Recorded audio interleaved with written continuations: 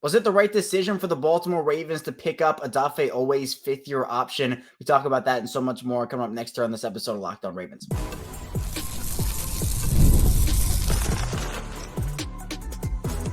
You are Locked On Ravens, your daily Baltimore Ravens podcast.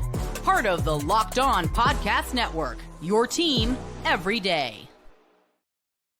Welcome into another edition of Locked On Ravens, your daily Baltimore Ravens podcast. I'm your host, Kevin Ostreicher of Ravens Wire, and we're coming to you from the Locked On Podcast Network, your team every day. Thank you so much, as always, for being here with me today and making Locked On Ravens your first listen each and every day. We're free and available on all podcasting platforms. That includes in video form on YouTube and audio form wherever you get your shows. Be sure to subscribe in video form. You can like the video, turn notifications on as well. And if you're an audio listener, be sure to follow along, subscribe over there. Really appreciate both the video and audio communities we've built up here on Locked On Ravens over the years. Today's episode of Locked On Ravens is brought to you by Gametime. Download the Gametime app, create an account, use code LOCKEDONNFL for $20 off your first purchase. We bring you 5 days a week of Ravens content, Monday through Friday. We have it here for you, Ravens news, analysis, updates, and so much more. So tell a friend, tell a family member that we have their daily Ravens coverage right here on Locked On Ravens. We had a lot to talk about today. The Ravens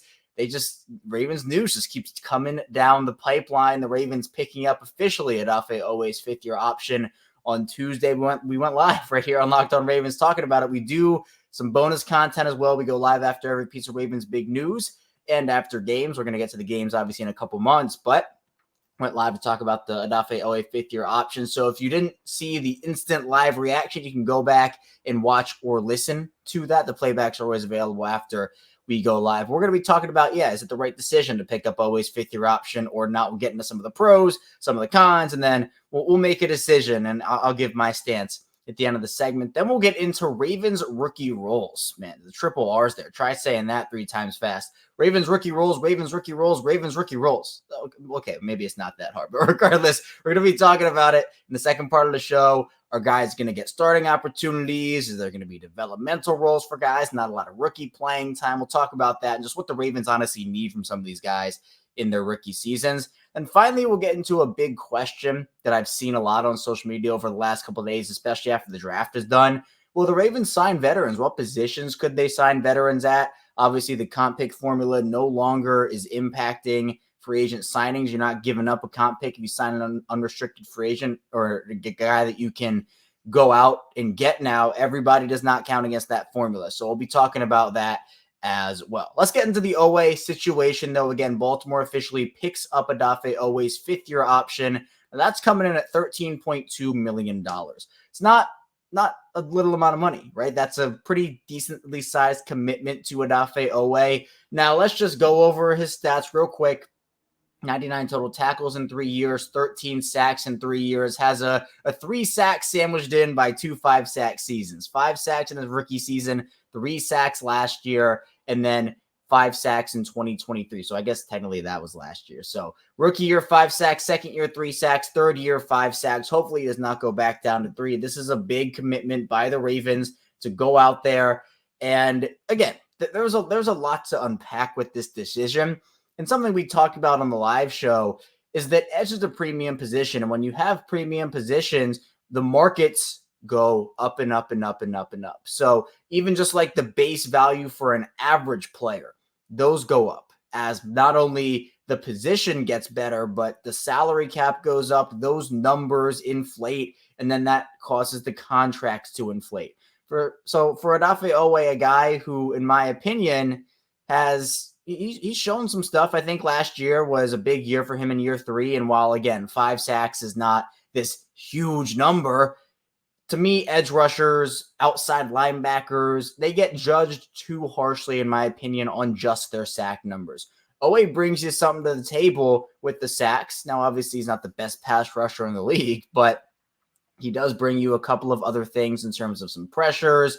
He showed some potential and honestly some improvement in a lot of areas where we kind of saw him get stagnant during his second year. So if you're the Ravens and you're sitting there, you have this $13.2 million option, the pros of the situation is, what if Oweh has this great year in 2024, one, you still have him under contract, but two, you have him under contract at a reasonably priced money point. Whereas if you did not pick up this option and Oweh has the breakout season is what I'm trying to say here, then you don't have him under contract. You're going to have to, if you want to resign him, it's going to be a much bigger average annual value than that 13.2, just again, based off salary cap, based off of how edge rushers are getting paid nowadays. And so that's the risk you take here. The cons of it all, obviously, are if Oweh doesn't step up, he doesn't produce, he gets injured, the value you could have probably had him back at would maybe be lower than that $13.2 million option. And you're stuck paying him that decently sized number for a year where it didn't really live up to that and you're stuck with it. So there are pros, there are cons. I'm not saying that, this is a risk-free move for Baltimore. I'm not saying that it is the only move the Baltimore could have made. They could have easily declined this thing and said, look, we're going to see where you are, see where you're at, and then we'll reevaluate maybe during the season or obviously next offseason. But for me, my whole stance on everything is that, and especially with what happened with Patrick Queen last year, I know it's not exactly the same situation because obviously one inside linebacker, that fifth-year option number was a lot lower than what the outside linebacker number is. But regardless, the Ravens probably saw what happened with Patrick Queen and we're like, we'd rather take the risk because, how nice would it be right now if the Ravens had Patrick Queen? I don't know the number off the top of my head that it would have been if they picked up Queen's option. But how nice would it have been to have Patrick Queen on? I think it might have been like $10-ish million, which again, maybe that would have nullified a move or two that Baltimore's made this offseason. But Queen got 3 years, $42 million from Pittsburgh. And that is, just pushing to $14 million per season that is. So Queen, I think, got a raise in that situation based off what the number was. Oweh probably getting the same thing. So I think it was the right decision for Baltimore. I do worry a little bit about, him not fully breaking out yet, but there was actually a stat, and this kind of alleviated some of the worry. There was a stat, I'm actually going to try to pull it up really quickly here because I think it's very interesting. It's comparing Justin Madubuike and Odafe Oweh. Obviously, they play different positions, right? I'm not saying they play the same position, but it's about their production year 1, year 2, year 3, and they are pretty similar. Here we go. So Cole Jackson actually put this together, friend of the show, Cole Jackson. So for Justin Madubuike, he had 131 pass rush snaps in year 1. Odafe Oweh had 421 pass rush snaps in year 1. So obviously, you talk about the pass rushing snaps for these guys. Well, year 1 was a big difference, but wasn't that different year 2? 277 compared to 393 Madubuike versus Oweh, 408 to 315 for Madubuike Oweh there. Now pressures, 9 pressures, 13 pressures, 32 pressures, 64 pressures for Justin Madubuike year 1 through 4. Oweh, it was 49, 39, 51. We know that Oweh's second year wasn't great, so that drop-off is not surprising. Now, in terms of sacks, 1, 3, 6, 14 for Justin Madubuike. For Odafe Oweh, 5, well, I think it was 3. 5, 3, 5 there for Odafe Oweh. Pass rush win rate, Justin Madubuike, 9.5, 5.7, 8.0, 14%. Odafe Oweh, 11.5, 12.1, 18.2. So you're hoping that year 4 can be the big breakout year for Oweh. And that's, again, part of the risk here because usually you see that year, and this is something where year 3 to year 4 is something I've been kind of talking about for a while for a lot of different players. I use the Tyus Bowser example for a lot of things back when that was a big year for him. For Oweh, year 3 doesn't have to be the full breakout year. It doesn't have to be for any player. But I think once you hit year 4, that's when you have to show something. And again, it doesn't mean you have to get 15 sacks. You don't have to have the Madubuike career year that he had. But can you increase your production by enough to where it's like, all right, this guy is a part of the future. This guy has the potential to be even better than that and just keep climbing and climbing and climbing and climbing from that. So year 3, I think we saw Oweh give some glimpses into what he could be. Was not the huge breakout season. Hopefully year 4 is, especially under Chuck Smith, the outside linebackers coach in year 2, who obviously the pass rush guru, worked with a lot of those guys last year and was a big reason why Baltimore's pass rush was so successful. So Baltimore picks up Odafe Oweh's $13.2 million fifth-year option. He's in Baltimore now through 2025, and we'll see how the rest of his Ravens career unfolds. Coming up in the second part of the show, I'll be talking about Ravens rookie roles. What roles will these guys play? Are they going to be immediate roles, or they're going to sit for a little bit? Stay tuned. Plan to talk about on Locked On Ravens. First, the show is brought to you by eBay Motors. Passion, drive, and patience, the formula for winning championships, is also what keeps your ride or die alive. eBay Motors is everything you need to maintain your vehicle and level it up to peak performance. Superchargers, roof racks, exhaust kits, LED headlights, and more. Whether you're into speed, power, or style, eBay Motors has you covered. With over 122 million parts, your number one ride or die, you'll always find exactly what you're looking for. And with eBay Guaranteed Fit, your part is guaranteed to fit your ride every time or your money back. Because with eBay Motors, you're burning rubber, not cash. All the parts you need at the prices you want. It's easy to make your car the MVP and bring home huge wins. Keep ride or die alive at ebaymotors.com. Also, items only. Exclusions apply. eBay Guaranteed Fit only available to U.S. customers. And the show is brought to you by Gametime. I'm super excited for the NBA playoffs. I have been. I've been rooting for the Denver Nuggets. I'm a Denver Nuggets guy. It'd be super cool to attend a game, by the way. Minnesota-Denver in the second round. Oh, that would be amazing. But Gametime is an authorized ticket marketplace of the NBA, which makes getting playoff tickets even faster and easier. Prices on the Gametime app actually go down the closer it gets to tip-off. With killer last-minute deals, all-in prices, views from receipt, and the lowest price guarantee. Gametime takes the guesswork out of buying tickets. And so we're talking about those NBA playoff games. Obviously, the MLB is in full swing. You got NHL as well. So again, Denver, Minnesota, NBA playoffs. I would love to attend a game like that. But the Gametime app is awesome. They have a ton of amazing features, such as last-minute deals. You can save up to 60% off buying last-minute tickets for sports, concerts, comedy, theater, and more. But it's not just last-minute deals they have. They have flash deals, zone deals, all-in pricing, seat views, lowest price guarantee, and Gametime ticket coverage. Take the guesswork out of buying NBA tickets with Gametime. Download the Gametime app, create an account. Use code LOCKEDONNFL for $20 off your first purchase. Terms apply again. Create an account. Redeem code LOCKEDONNFL, spelled LOCKEDONNFL, for $20 off. Download Gametime today. Last-minute tickets, lowest price guaranteed. We're back. Our second segment of Locked On Ravens. Kevin Ostraker still talking with you here on this midweek edition episode. The Ravens picking up Odafe Oweh's option, the fifth-year option yesterday, so we talked a lot about that. We're going to get into the draft, though. Again, the draft's still a pretty big storyline. It ended just a couple days ago, and I know because I've been grinding away at the content. We have a lot. If you missed any of our draft content, you can go back, watch our instant reaction streams, watch our shows, our bonus episodes. We do a draft recap, which people loved. So really appreciate all the support on the draft content. It was a lot, but it was fun to do. Let's talk about some Ravens rookie roles now, because the Ravens had 9 draft picks. I assume they're all going to have a pretty good shot to make the roster. Now, in the Eric DeCosta era versus the Ozzie Newsome era, there have been some differences in terms of how likely it is a Ravens rookie does make the roster. We've seen in the Eric DeCosta era, Baltimore move off of some rookies pretty quickly. Ben Mason, Sean Wade, Caillou Blue Kelly, picks that they were excited about, but just didn't work out in training camp, maybe didn't like what they saw. And that was that. Whereas Ozzie Newsome was more so of, hey, everybody's going to make it who we draft for the most part. Going to give him a really big shot and a longer leash. But Eric DeCosta just operates a little differently. And I'm not saying Ozzie versus Eric. I'm not saying one is right and one is wrong. I think it's just different. It's a difference in what happens there, and that's fine. But when you talk about the Ravens rookies this year, they need contributions from this class. They also need contributions from last year's class. Zay Flowers is really the only contributor from last year. Obviously, Tavius Robinson did have his moments as well, but they're going to need, obviously, players like Trenton Simpson to step up from that class, a few other guys as well. That class was drafted last year. Obviously, Andrew Voorhees, another one that is in line right now, in my opinion, to at least start at left guard. So that class last year was drafted for this year, in my opinion. You got a bunch of younger guys who needed a bit of development, but now, they should be ready, right? Ready to contribute. So if you can get contributions not only from this year's class, but last year's class, that's probably the plan. That's what I was kind of saying last year too, is that was more of a developmental class outside of Zay. Now that development, hopefully some guys will be able to step up. But talking about this year's class, I think the first guy I got to talk about is Nate Wiggins. He was their first round pick, so why not talk about him first?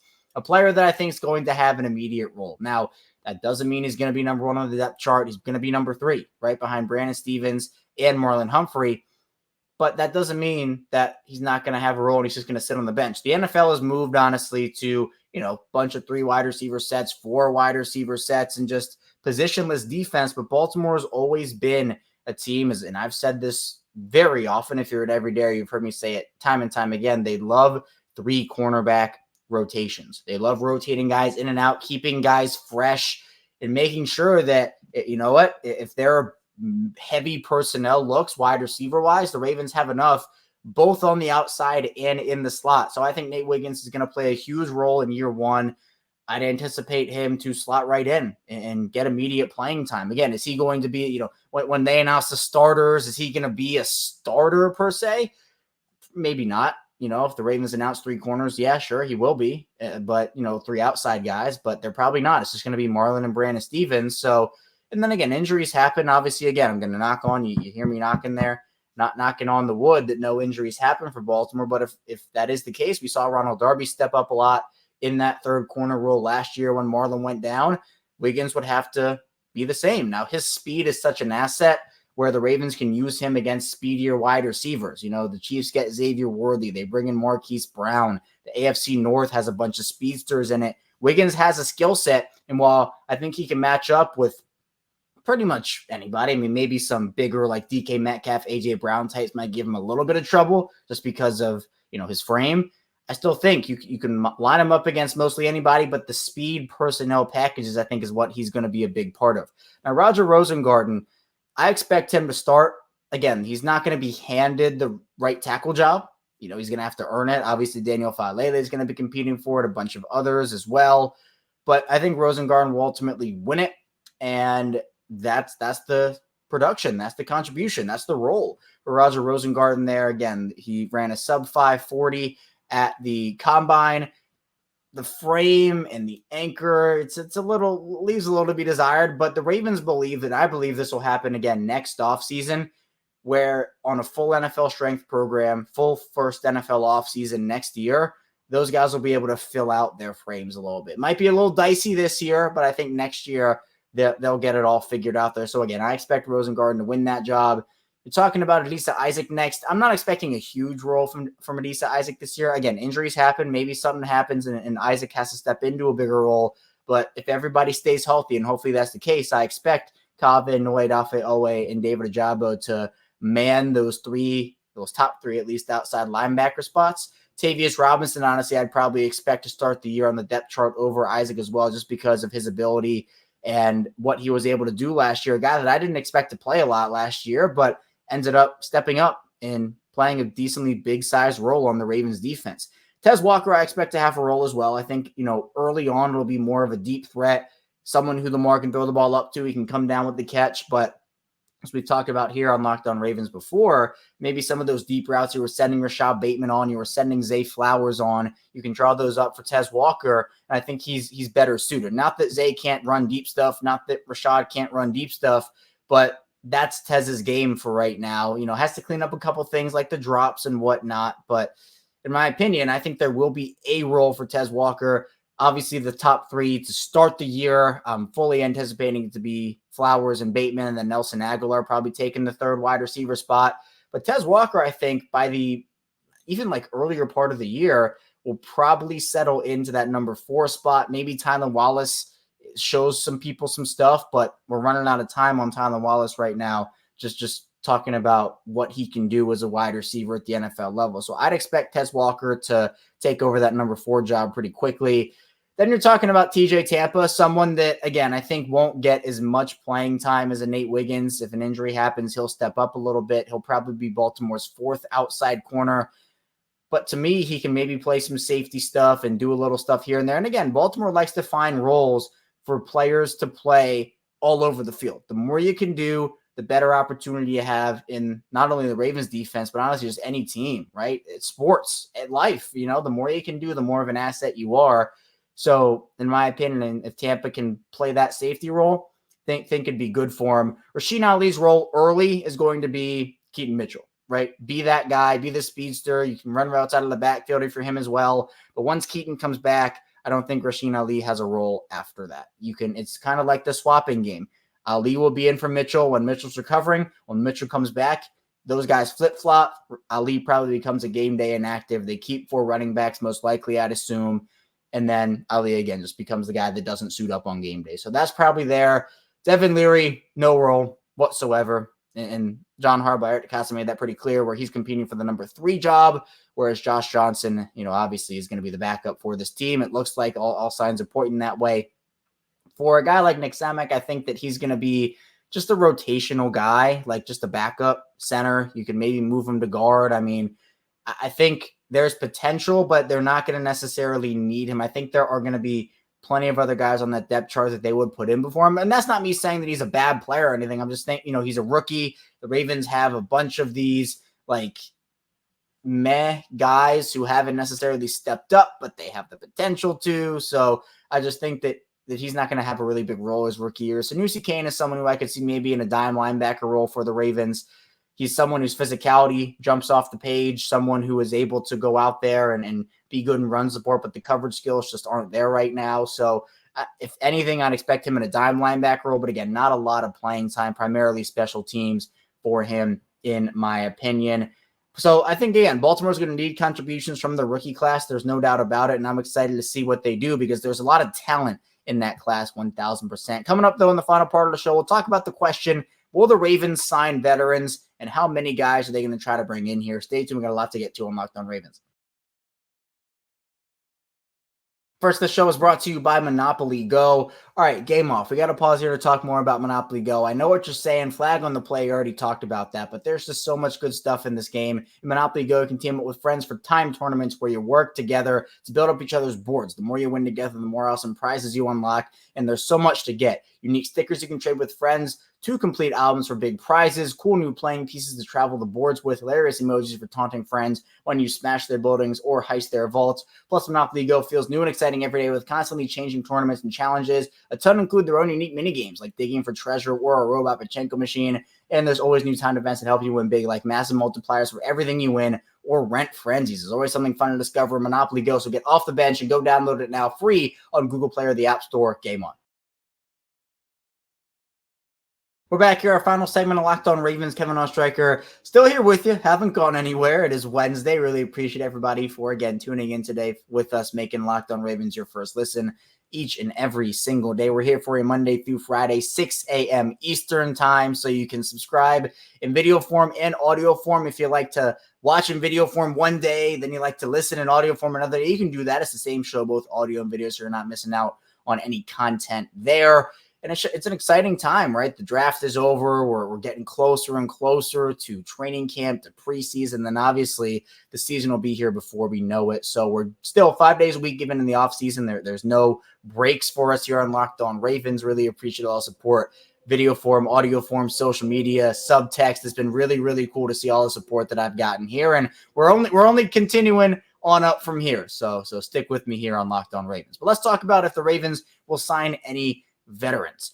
The comp pick formula deadline is done, right? As I mentioned at the beginning of the show, comp picks do not get impacted anymore. You can sign an unrestricted free agent and they're not going to have, their contract is not going to have any impact on your comp formula. Baltimore's getting 4 comp picks next year, regardless, by the way, with how many guys they lost. But to me, I still think there are some areas where the Ravens could sign a veteran. The offensive line, I think, is one. For a lot of people, one of the surprises of the draft is that Baltimore didn't take more offensive linemen earlier. The Ravens, they exited the draft with 2, but I was maybe expecting, again, I've gone and said this a bunch, but Adisa Isaac, I love the player. I think it was really good value, but in terms of position, I would have maybe taken another offensive lineman there, maybe a wide receiver. Wide receiver-wise, there's been a lot of rumblings about Odell Beckham Jr., and I've addressed this a bunch. Since I'm on the topic, I'll say it again. If you're an everyday, you're probably sick of me saying this. But in my opinion, Odell was fine for Baltimore last year. Again, didn't live up to the $15 million, up to $18 million deal he signed for 1 year. But as a veteran presence, made some big plays. Well, that's a different conversation. But if you're going to re-sign him and bring him back, one, I think that means Tylan Wallace has to go. I feel like you can't keep 7 wide receivers with how many other positions you need and how much depth you need at other positions. But for Beckham, you also can't bring him back and he expects a role that is big. I think you bring him back as the 3-4 and not let Bateman look over his shoulder and say, oh, is this guy going to take my snaps? Because there's a risk in extending Bateman and, the whole situation we've talked about. But there's a risk in giving him that full number 2 role, but that's what Baltimore's doing. And if they kind of like go half in on that, it will maybe mess up Bateman's belief for, because believing in a player can go a long way, even with Oweh. Going back to him for a second, and I said this on the live show, if they didn't pick up his 5th-year option and they were like, we're just going to reevaluate after next year, we'll see how you do. It's like, oh, well, the team is like, are they fully in on me? Are they fully committed to me? But with picking up this option, that's like, yeah, all right, this team is committed to me. With Bateman extending, it's like, oh, yeah, all right, this team is committed to me. So they've gone and they've done that. Again, I'm not saying that it's not a risk. I would have loved to see a veteran come in and have maybe that work, like a Cortland Sutton or whatnot. But you know what? If they're going that route, that's the route they're going. It is a risk, but they believe in it. They believe in Bateman to step up in year 4. So if you bring back Odell, it's like, well, is he going to be the 2? Is he going to be the 3? That's the conversation last year. It can't be that. It has to be Bateman is your 2, and then Beckham and Aguilar is the 3-4. So you can't have this huge role carved out for Odell of like, oh, you're going to be the 2 and Bateman, you're stepping back to the 3rd role. Obviously, Bateman's contract, we got the particulars of that deal on Monday where it's only, up to $16.75 million, I believe, based off the fact that this 5th-year option was actually nullified because he didn't report to camp last year early. So, even though it's a $5 million or $6 million per year deal, that doesn't mean that all of a sudden, you bring back Odell and that's that. So I personally would not bring back Odell. I get that, bringing in a vet, but is this vet a needle mover? I'd bring in a veteran needle mover, but I just don't think Odell's a needle mover at this point in his career. Unfortunately, again, was glad he had the year in Baltimore. I thought he did a lot of things for the organization. On the field, had some moments. Off the field, obviously, it was instrumental. I'm not hating, but I just think that at this point, he is not what the Ravens need. If they're going in on Bateman, they have to go all in, right? They have to go all in on it. And, it's a risk, but that's what they're doing. So I've said risk probably 10 times in the last 2 minutes. So sorry about that. But other than offensive line, I think maybe another veteran edge. It's going to be tough, though. I only anticipate Baltimore keeping 5 guys. So obviously a veteran would be 6. Maybe it can put a guy on the practice squad. Safety's a position I'm looking at as well. The Ravens have Kyle Hamilton. They have Marcus Williams, but Geno Stone obviously is in Cincinnati right now, and Darryl Worley is still unsigned. So they draft Sanusi Kane. They bring in Bo Braid, the Maryland guy, as an undrafted free agent. Maybe they just go super young there, but I think maybe Baltimore looks for a guy that can replace Geno Stone in that 3rd safety role, because that was very important into why Baltimore's defense stayed consistent the entire season. When Marcus Williams had to miss time, Geno Stone was right there to step up. Otherwise, I don't necessarily see any other positions that Baltimore could add at. I mean, I really think that's it. Offensive line, safety. I mean, if you want to throw in veteran needle-moving wide receiver, that's maybe a want more so for a lot of people than, oh, yeah, they're going to maybe do it. I think at this point they're going to roll with their wideout room. But offensive line and safety are the 2 of them identifying. I think otherwise they're going to go along with who they have on their roster, look at who wins positional battles. But we've seen the Ravens go and bring in other guys before. Unexpected positions they'll sign a veteran at. So we're going to see how it all unfolds for them. But I'm intrigued because the Ravens have a lot of young guys compared to some previous seasons. They lost a lot of veterans. It feels like they're going the younger route and trying to replace some of those veterans, which is somewhat what they have to do with Lamar's contract being what it is, them having those other big contracts and other big contracts coming down the line like a Kyle Hamilton and Tyler Linderbaum. I mean, obviously, you have to extend those guys, right? So those contracts will be big.